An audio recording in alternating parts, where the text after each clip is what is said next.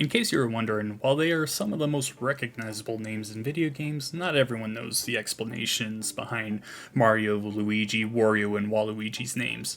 Charles Martinet currently voices all four of them, but all four of them weren't even created by Shigeru Miyamoto. Let's go in order and find out how these mustachioed video game boys got their names. When making what would end up being Donkey Kong, Nintendo was trying to brand it as a Popeye game. Obviously, things fell through and the gaming classic we know was made. It wasn't all bad for Popeye though. He got an NES game and in 2021 got this amazing remake of that original title. Focusing back on Donkey Kong though, when Miyamoto made his protagonist, he was originally a carpenter named Jumpman, for the jumping he did over the barrels as he climbed to save Pauline. However, this name wasn't in the original Japanese version of the game. Mario had no name then, so he was just referred to as Player or Middle-Aged Guy. When the game made its way to the USA, the name Jumpman was given to him. Now that Mario had his first name, Nintendo knew they needed a new one. Think about it, can you really market something with the name Jumpman? At the time, Miyamoto wanted the character to appear in every one of his video games. Obviously that didn't happen, but he still has appeared in about every genre under the sun. So where does the name Mario come from?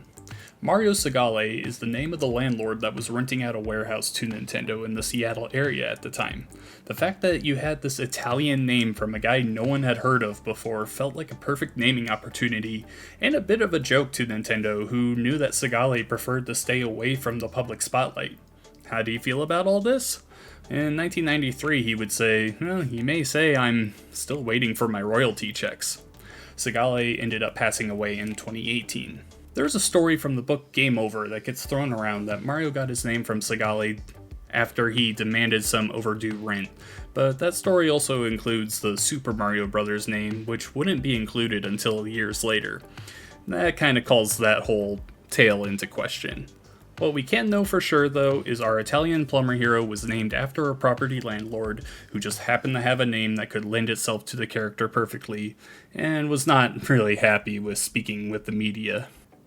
After Mario made his debut in 1981, it wouldn't be until 2 years later that we were introduced to his brother Luigi in Mario Bros., the arcade game that Nintendo threw into all of those Game Boy Advance carts, and the game that was immediately outshined by Super Mario Bros. When that game released in 1985.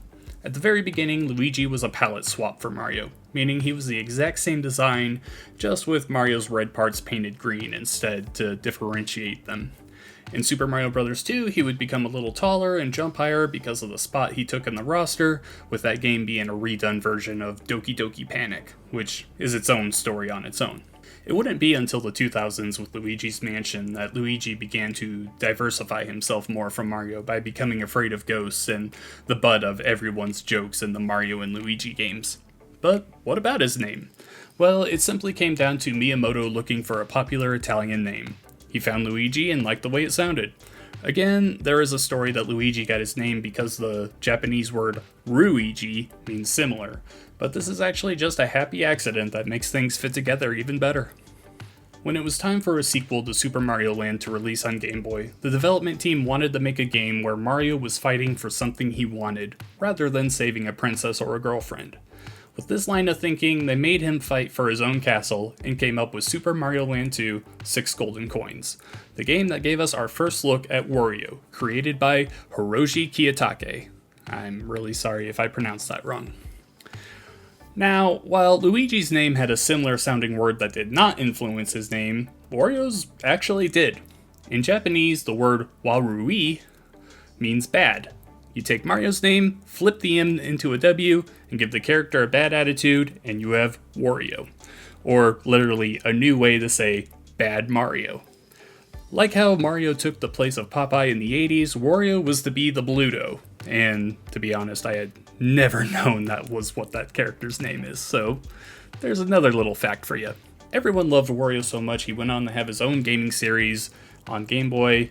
He also got a spin-off with the WarioWare series, and he appears in pretty much every Mario spin-off game as a greedy, disgusting, rude alternative to Nintendo's poster boy. Contrary to popular belief, Waluigi is not Wario's brother, and his creation purely came about because Wario was in desperate need of a doubles partner in Mario Tennis for the Nintendo 64. That's right. Waluigi's pitiful existence began as a filler character for a tennis game. He's the only one of the four to never get his own game. Even Toad and Peach got their own games.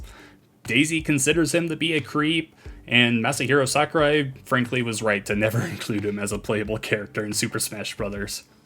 Waluigi is such a nothing character that Luigi shows the only time he's gone out of his way to be brave to mock him for wanting to play tennis, and stands up to him.